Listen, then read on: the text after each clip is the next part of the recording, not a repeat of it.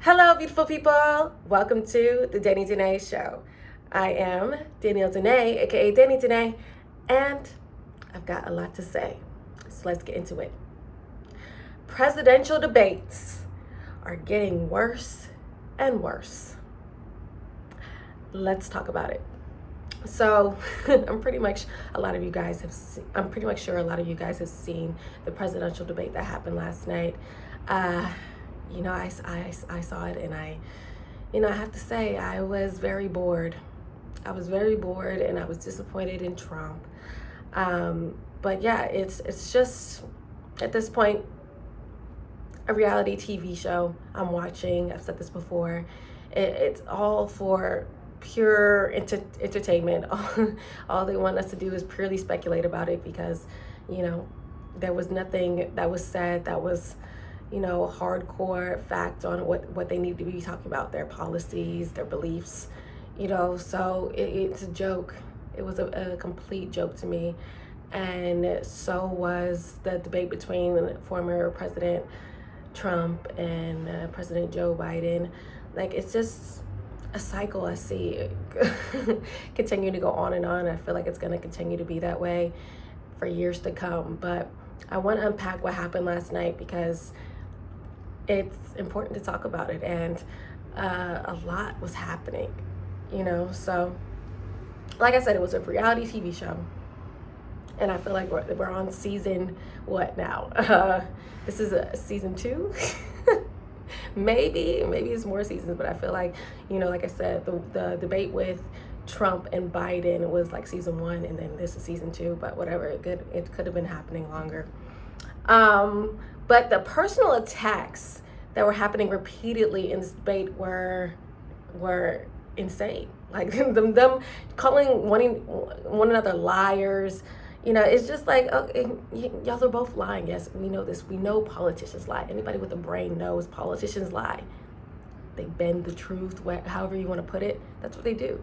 So the fact that they were just going back and forth, calling each other out on things that we all know to be true, it was just stupid in my eyes.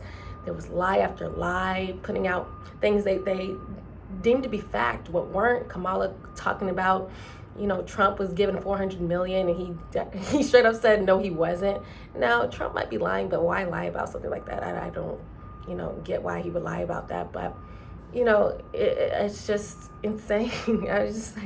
I just don't get why we're calling people out, like I said, on things that we know they do. And also, the amount of times both of them didn't answer questions directly blew me. But not so much blew me with Donald Trump, because he kind of did that. He for sure did that with the debate between him and Joe Biden. But the way even Kamala Harris was avoiding answering questions, which, like I said, she's also done in the past. But the way she did it today, it was very interesting to see how they answered questions in this debate. Like, both of them did not answer questions directly, but the way Donald Trump went on a tangent, like after he was asked a question, not only did he not answer the question, he told these stories that were so off topic, and a lot of the time people felt like were untrue. Like, a lot of things he said, I actually thought were untrue. But I think that's why people are more fixated on Donald Trump, lying and just saying stuff out of his ass. I'm not cussing anymore, y'all. I want to so badly, but I'm stopping myself because it's not cute. It's not polite. But yeah, just saying stuff just to say stuff. And whereas when Kamala said her lies in her responses or deflected away from the question, she would not go on a tangent. She would just tell a story that she knew would pull on heartstrings with the people who want to vote for her but maybe are unsure, or the people that are for sure voting for her and can relate to the story she's telling. That was a very smart tactic of Kamala Harris, I have to say. Vice President Kamala Harris, pardon me. So I will say that. But both were wrong, and it just irritates me because Trump could have done so well. There were so many points that he could have brought up that would have annihilated her, and he didn't. And it just begs the question, why? Trump was most definitely off his game. Anybody that was watching that knew that. Trump supporters all around, no one wholeheartedly believes that he won that debate. Pardon me, goodness. He definitely lost. But, I think, there were some things that seemed unfair to me. Like when the question asking, for instance, it seemed like every time Donald Trump wouldn't answer a question, they repeatedly, the people facilitating the debate, they were asking the question over and over again, whereas Kamala Harris, like if she didn't answer a question, they just kind of moved on. So I thought that was a little unfair.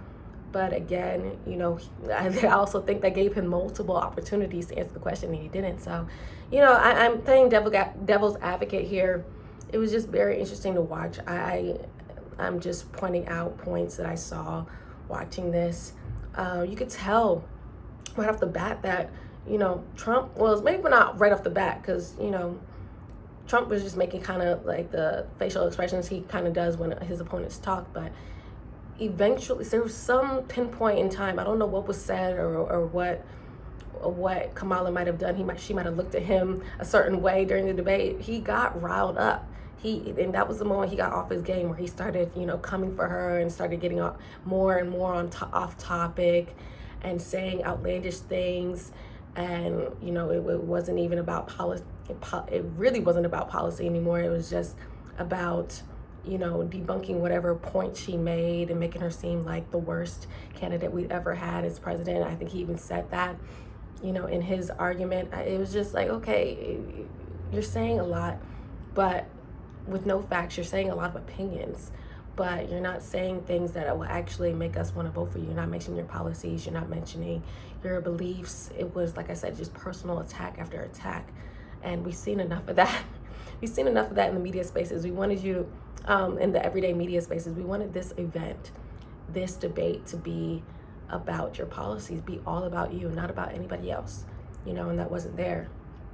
So, yeah, he was definitely riled up. And the way Kamala Harris looked, you could tell she was nervous initially.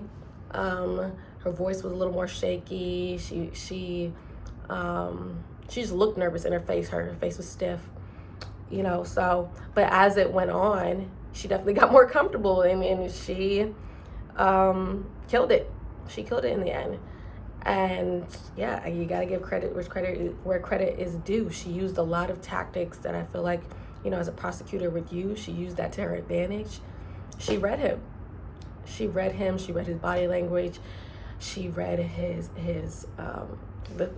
she was going off things he was saying, and her rebuttal was fantastic. So I got to give it to her. But like I said, Kamala Harris, Vice President Kamala Harris, she knew, being a prosecutor and just being a woman, you know how to tug on people's heartstrings. You know how to be passively aggressive without looking aggressive. I made this point in one of the group chats I'm in, or group audio apps I'm on. Like, people dismiss passive aggressive behavior because it's soft. It comes with a smile, and it's not rah-rah in your face like aggressive behavior is. So it's seen as not so bad, or, a good type of aggressive, which is not. It's just as problematic. It's just as disturbing. And the fact that I feel like she did a lot of that, if you notice, she looked at him throughout the whole debate. She would turn and look at him, when he did not look at her once. And other people were saying it's because Trump wasn't looking at her because he has a lack of respect for women. I don't believe that to be true at all.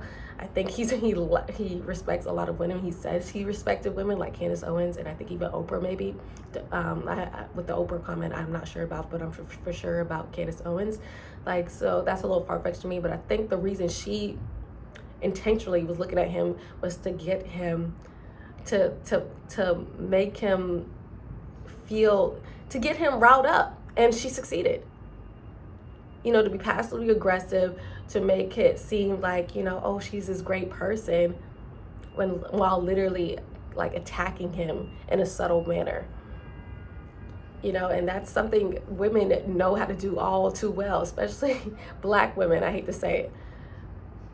So, yeah, it's just as, but people got to wake up and realize, like, that's just as evil as someone, calling someone else the B word or ugly or stupid. It's just as problematic, and we got to call that out.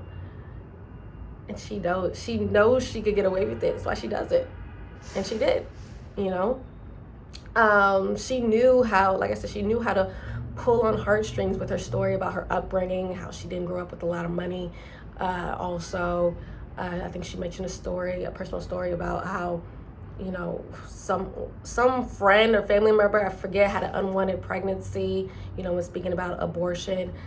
She knew what to say to get the people that pandered to her all riled up off of, abortion ban, and, that already had their reservations about Trump. She knew what to say to get them to lean more on her side. And it's a great tactic, but at the same time, it's a little scary. I'm not gonna lie, and it's scary in the sense to say, it's scary in a sense because, she could say anything.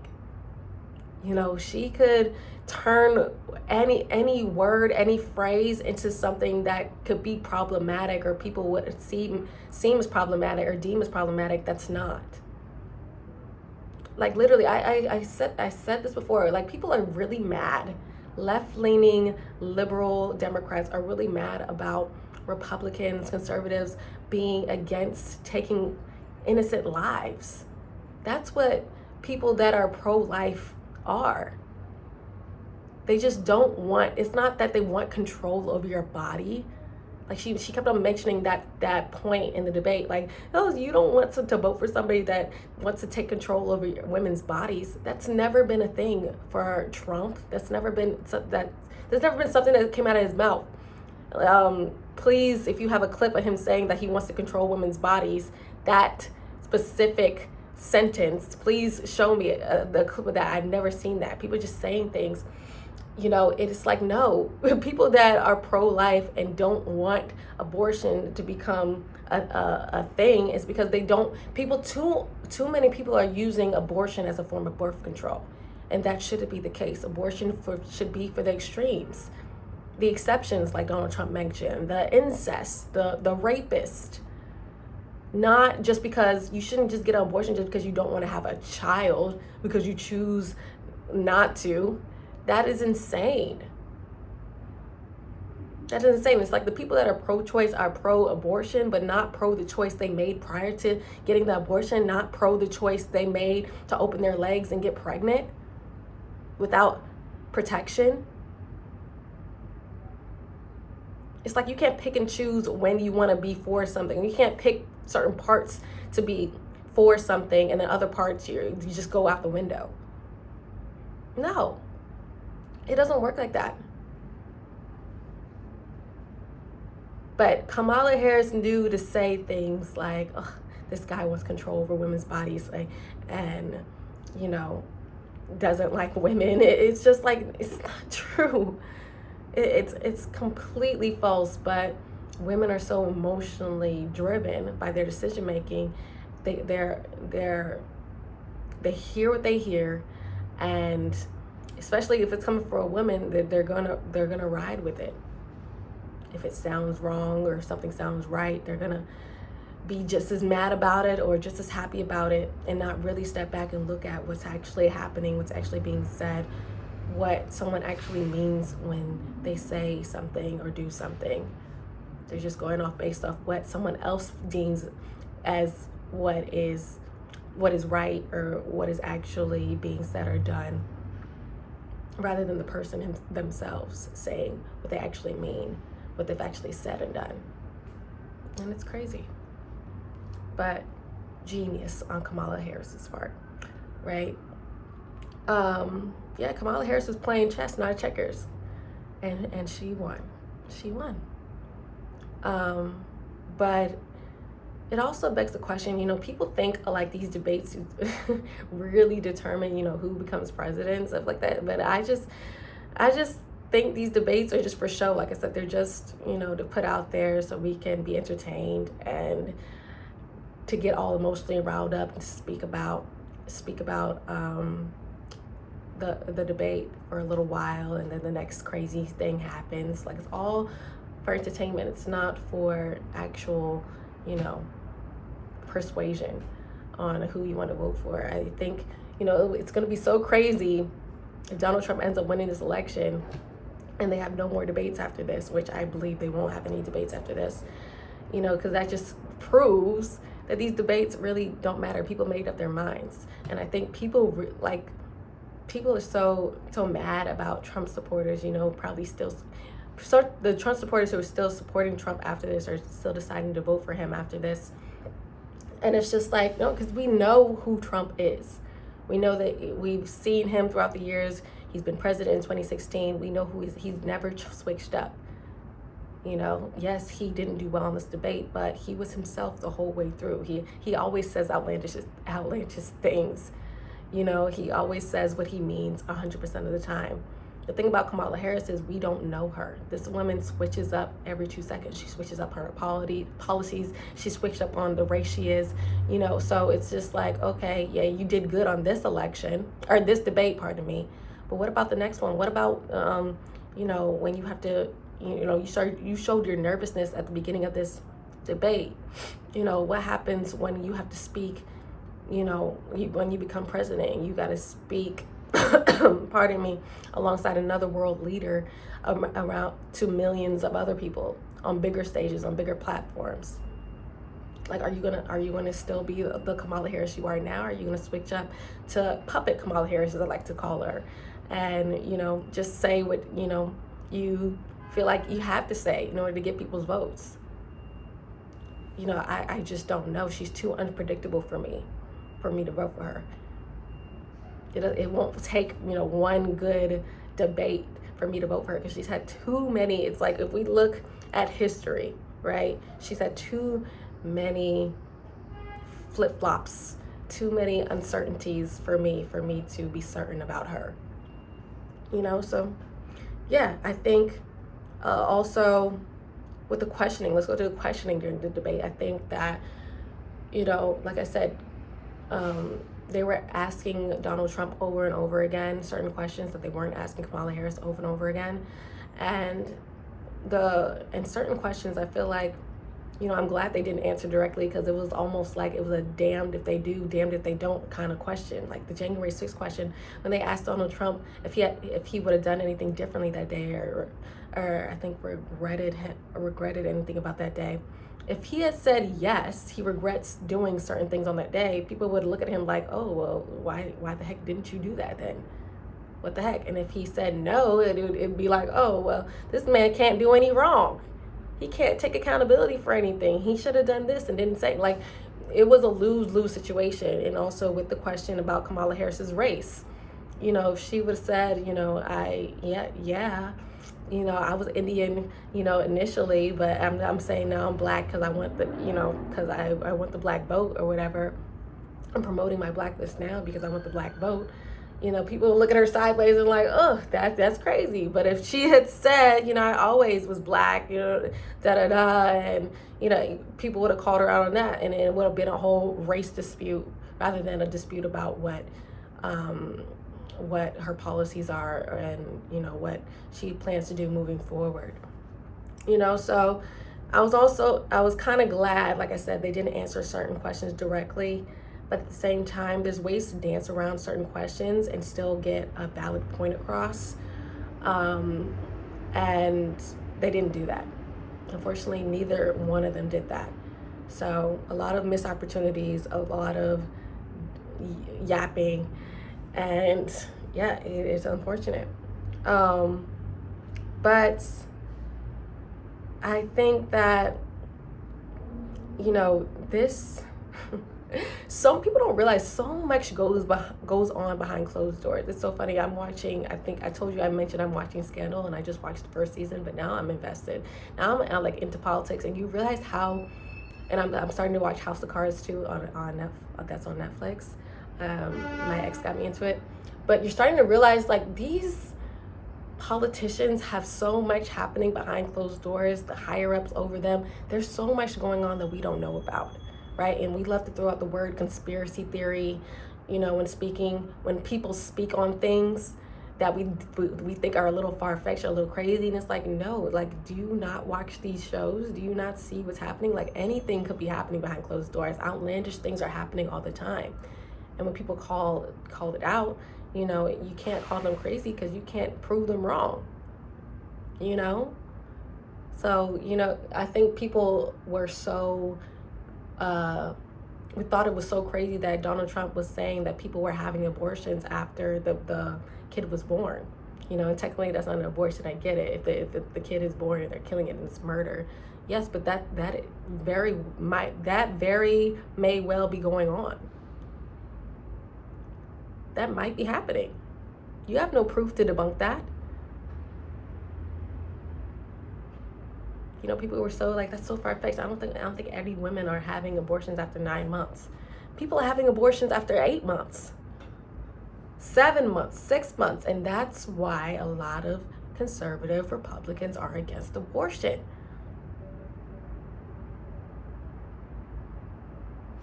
Because it's bad all through and through, in my opinion, all through and through. But it's especially bad when the baby is in human form.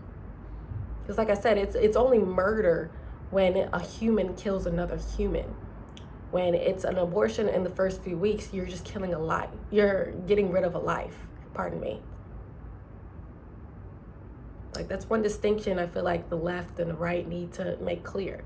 Murder is when one person is murdering another human.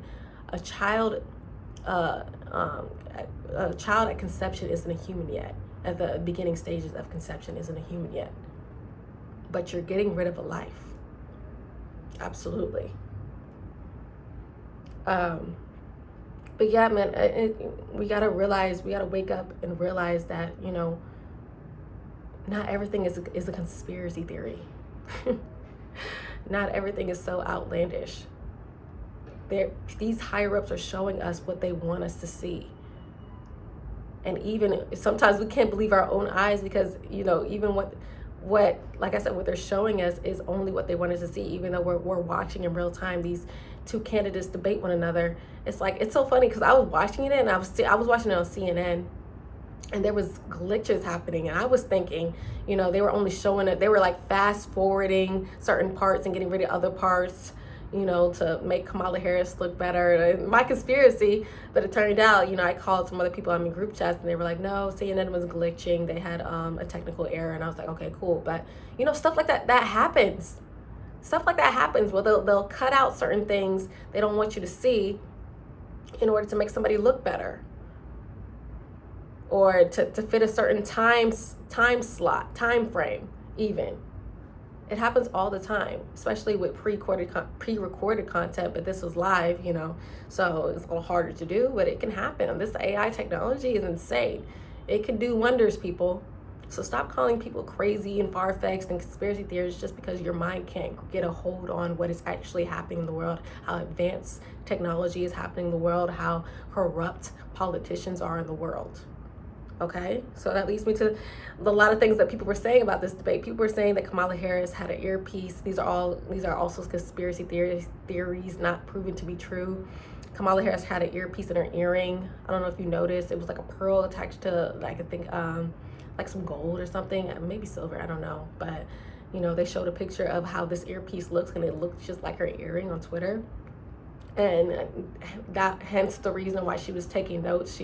Somebody was telling her in her ear what to say, so that's why she was writing. A lot of people think she was writing because of what she was listening to Trump and just taking notes on what he was saying. But a lot of people think, she was taking notes on what to say next. And she knew to do it, and she only did it, and she knew to do it when Trump was speaking because she wanted people to think she was taking notes on what he was saying. Might be true, might be not true, I don't know, but that's a valid question. Yeah, it's interesting. I don't know. Also, people were saying Trump was blindsided. People think that, he was told last minute before he got on the stage that, maybe Kamala Harris had an earpiece, that Kamala was may have been prepped with a question. That's another conspiracy theory. People think Kamala was prepped with the questions. That's why she answered them so well. I do not know these things to be fact, but they're definitely things to consider.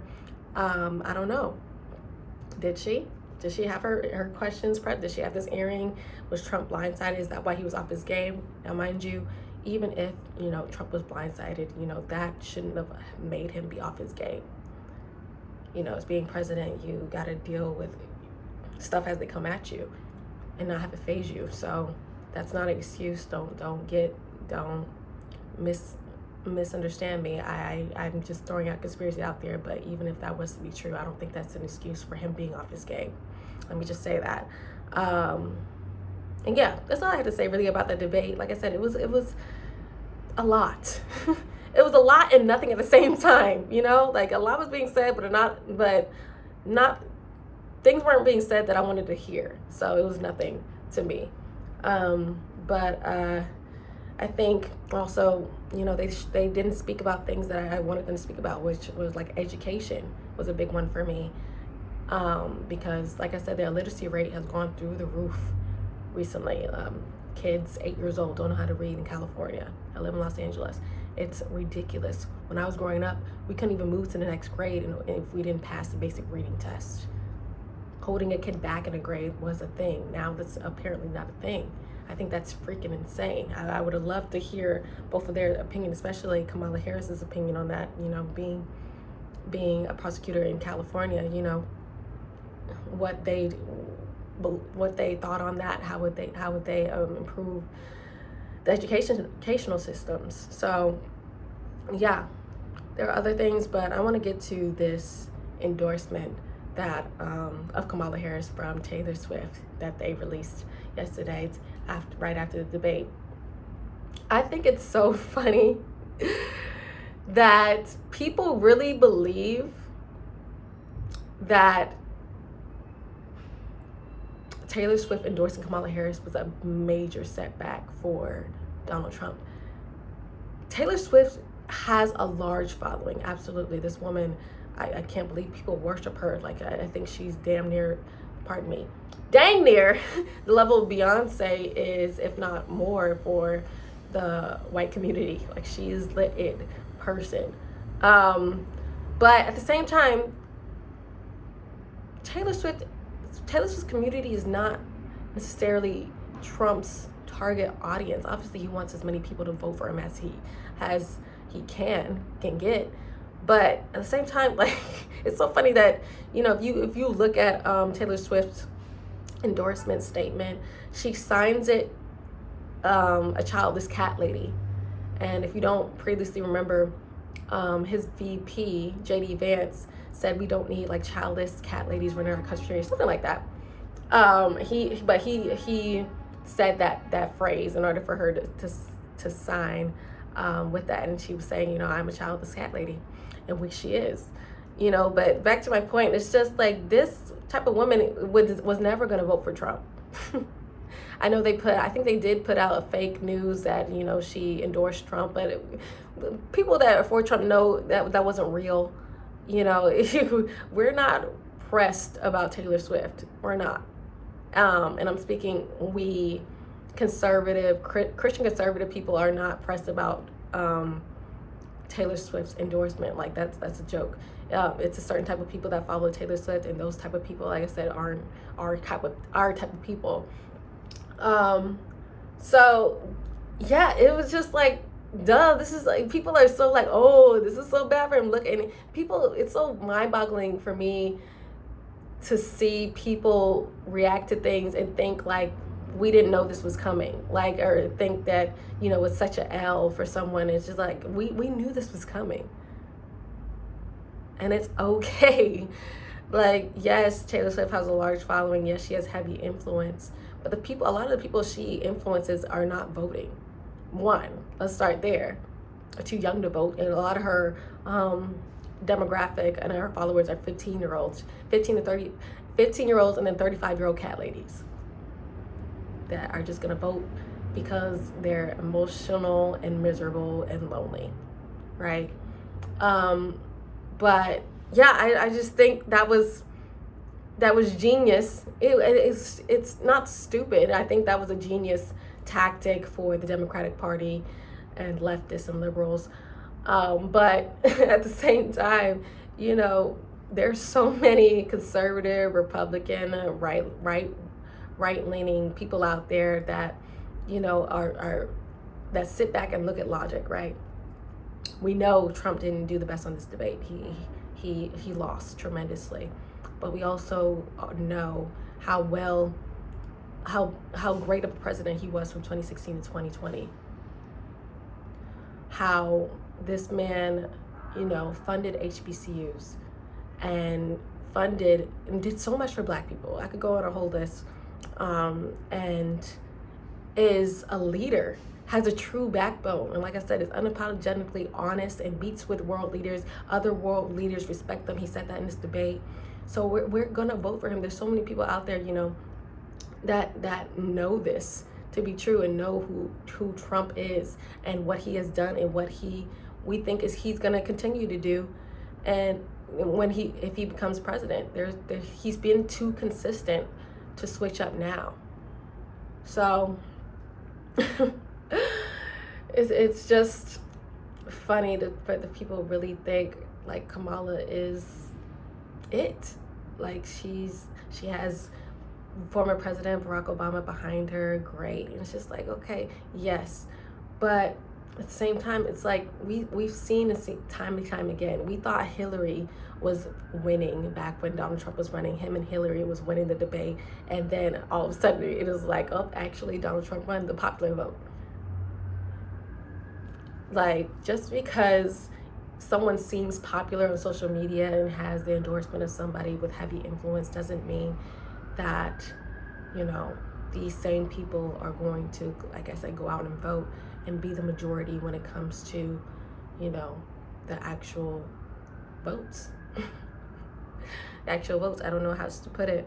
And the childless cat lady comment and her immediately endorsing Kamala Harris after the debate, it's just kind of, these women prove JD Vance's point. Like, we don't want childless cat ladies having such a heavy influence in our country. And no, I'm not speaking about Kamala Harris. Obviously she is married and she doesn't have any kids of her own. I think she has stepkids. But the fact that, you know,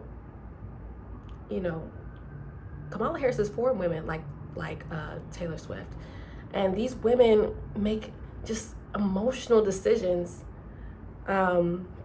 just make crazy decisions last minute with no logic, just putting out, oh, she's the best candidate because she's supposed to LGBTQIA rights and not anything of real importance in my eyes. It's just like, no, they just go based off what they feel and then put out one little fact in there to make it seem like they know what the hell they're talking about when they don't.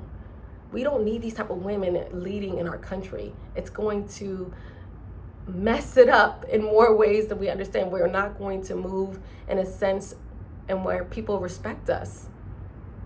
Because childless women, believe it or not, are selfish. They're proven to be more selfish and make a decision based on their own beliefs and what they deem to be right. Whereas a woman with a husband, a respectable husband at that, you know, because Kamala Harris has a husband, but, you know, we haven't seen him the whole campaign. He's a trophy husband. He's just been sitting on the sidelines. Have a husband, you know, women that have a respectable husband, you know, make women think. They sit back and like, hey babe, you know, actually we should do this, isn't it? They bring the logical perspective. And when you don't have that alongside you, you do a lot of things emotionally. And we don't need a female president who acts on their emotions all the time. You know, or at times when they need to be stoic in their emotions and do logic and make very, very logical decisions, hard decisions, and not get emotionally distracted. You know, so this whole endorsement, it was laughing in the face. It's like okay, a lot of people are shocked. I'm like, why are you shocked? They're two peas in a pod. Of course she's gonna endorse her.